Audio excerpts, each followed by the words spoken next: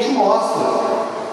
Então, se a ouvinte, a menina, ela se mostra conquistadora, yes para tudo, faz tudo o que ele quer, oferece todos os benefícios, ela faz todos os favores, pensando que está ensinando o Evangelho, está levando uma cultura, mas pensando que está ensinando o Evangelho, amanhã o surdo pode pensar assim: esse Deus é interessante porque ele faz tudo o que eu quero.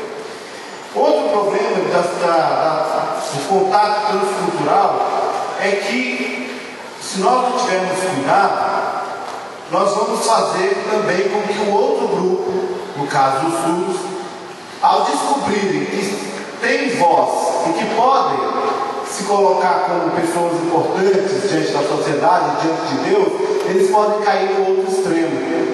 A cultura que antes era pequena, no caso dos surdos que estavam isolados, agora se torna grande.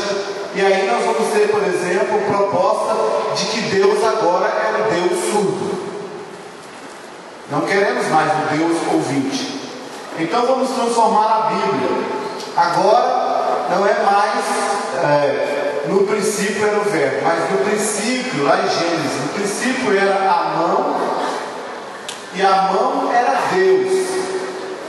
E Deus sinalizou luz agora.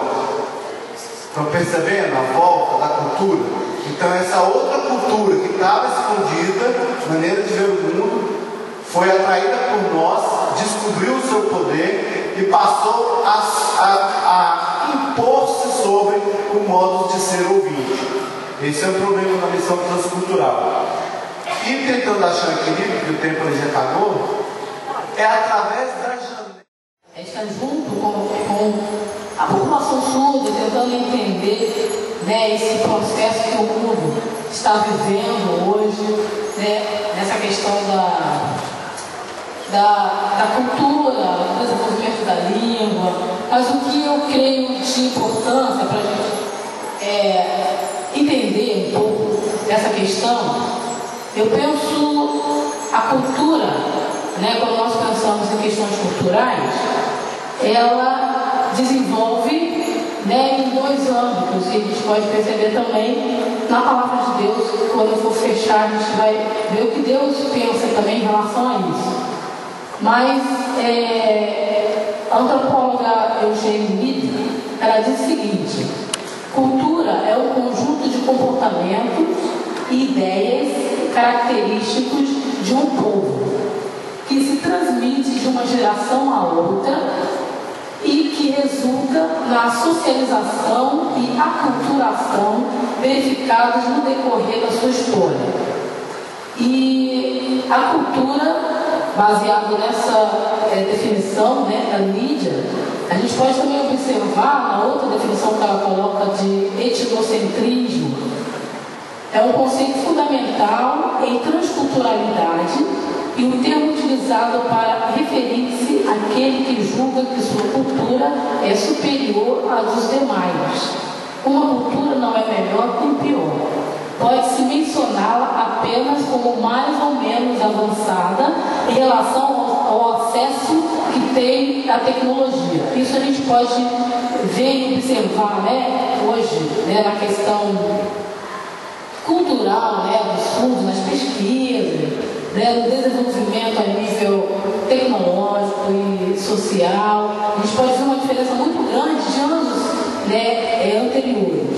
E é um perigo muito grande nós, como povo de Deus, né, que precisamos entender bem essa questão do desenvolvimento cultural, linguístico, social do surdo, para que não tenhamos essa visão de que a minha cultura é melhor, né? Quando a gente tem meio ambiente, né? Isso a gente conta lá em Gênesis 26 a 30, né? Então, quando Deus criou o homem, ele falou que tudo estava a domínio dele, daquele homem, que ele podia mexer, alimentar, denominar aqueles animais criados por Deus, né? Então, assim, Deus nos preparou um mandato cultural, certo? O mandato cultural de Deus é bom. Então, assim, precisamos entender que a cultura ouvinte, a cultura de surdo, se é que a gente pode definir bem assim, é boa, é agradável, é perfeita, porque é a criação de Deus. Então devemos encontrar bem o equilíbrio e precisamos proclamar o Evangelho. Isso que é o nosso foco. Né? Não proclamar uma abordagem de persuasão, né? Para que eles retornem para mim mesmo, mas para que eles retornem para Deus. E você poder olhar para trás e ver, caramba, o cara está multiplicando, ele está crescendo, ele tem discípulos, ele está, né? O Evangelho está sendo proclamado. Infelizmente, né, talvez no início dos trabalhos confusos, né, pelo estar assim envolto a me anular como pessoa ouvinte, querer ser como uma surda, talvez, né, os líderes, né, que começaram nessa visão não puderam ver hoje, né, o resultado do trabalho, mas até para a gente modificar tudo isso, né, se a gente voltar para a palavra de Deus e ver que o homem, Deus criou o homem à sua imagem e semelhança, que é bom, perfeito, né, o ambiente cultural dele é perfeito, criado por Deus, a língua dele é perfeita, criada por Deus, e se a gente retornar, né, ao primeiro amor, na palavra, a gente... Então, missões transculturais é um tema muito importante e isso abrange todos os locais e de todos os estados do nosso Brasil. A gente sabe que a língua de sinais hoje é conhecida, né, como uma língua nacionalmente falando, e por isso, por ser uma língua, ela tem os seus regionalismos, as questões culturais. Eu vou falar um pouquinho só da minha experiência. Quando eu era voluntária de missões, né, eu aceitei participar de um projeto chamado Trans e indo evangelizar as pessoas nas cidades do interior, e eu comecei a encontrar alguns surdos que poucos sabiam a língua de sinais e usavam muito mais, né, os gestos para se comunicar. E então, quando chegando nesses locais, né, eu pude estar junto com esses surdos e chegar ao mesmo nível, né, de linguagem deles, para que eles pudessem se compreender da mensagem de Jesus. Então, assim, o importante quando a gente faz ações transculturais é se nivelar, né, no mesmo nível, né, de língua, né, e de cultura, não levar a influência de uma língua pronta, né, que talvez a gente ache que tem, para induzir a outros.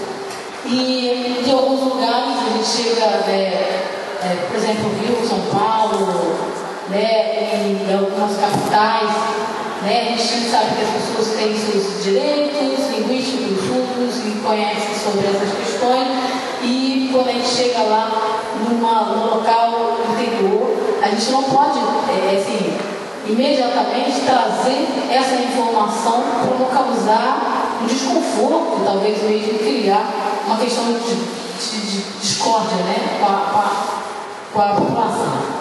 Por exemplo, a gente vê muito nos locais onde a gente vai o sofrimento do surdo, dizendo que mas eu não tenho essa relação com a minha família, a nível de entendimento, eles não compreendem que eu posso ser uma pessoa digna, de valorização. Então a gente chega com uma abordagem mais amorosa e de orientar, olha, isso acontece, mas você precisa ter calma, e é com todo o jeito que você vai chegar e vai conseguir os seus direitos linguísticos, né? E para isso também a gente tem que ter essa relação com as suas famílias, para que a gente não cria uma discórdia e uma grande confusão naquele ambiente linguístico onde a gente chegou. Então, assim, enquanto responsável, por exemplo, né, nós como responsáveis, nós temos a obrigação de estar acompanhando esse que a gente está ensinando, orientando, para que eles possam continuar, né, aprendendo, né, do que a gente quer ensinar. Não uma vez só a gente passar o que a gente tem, ir embora e deixar que eles se viram sozinhos. Não, nós precisamos continuar alimentando e firme no serviço que Deus colocou na nossa mão, para que o trabalho cresça e se multiplique. É uma responsabilidade de cada um de vocês, né? Quando a gente vem para um evento desse, a sua responsabilidade é de multiplicar. E a gente tem visto a diminuição, né, do trabalho de Deus nas igrejas, e a gente tem visto o crescimento aí fora.